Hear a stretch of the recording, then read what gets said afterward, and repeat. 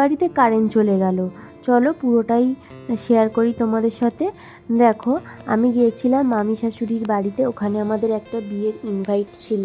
আর আমার লুকটা জানিয়ে অবশ্যই কেমন হয়েছে না হয়েছে। আর তারপরে দেখো, এটা হচ্ছে গ্রুম। আর বিয়েবাড়ির সকাল থেকে না, দুপুর থেকে আমরা কিছু না কিছু খাচ্ছি। লস্যি ছিল, কোল্ড ড্রিঙ্কস ছিল, সেগুলোর ভিডিও করিনি। আর এটা হচ্ছে আমাদের ব্রাইডকে খুব মিষ্টি লাগছে।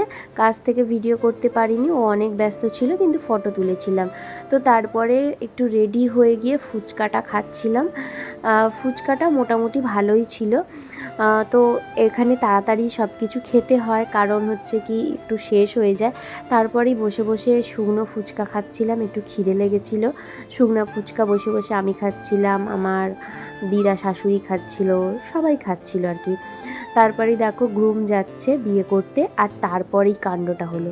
পুরো অন্ধকার হয়ে গেল, পুরো লাইট চলে গেছে হঠাৎ করে। তারপরে জেনারেটর চালিয়েছিল।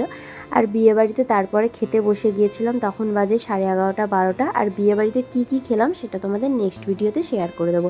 তারপরে এখানে বিয়ে চলছে আর কি। বিয়েটা হতে হতে অনেক রাত হয়ে গেছিলো, আমরা বাড়ি চলে গেছিলাম। তো সিঁদুরদানের ভিডিওটা আর ক্লিপটা নেওয়া হয়নি। দেখো সবাই ক্লান্ত হয়ে চুপচাপ বসেছিল।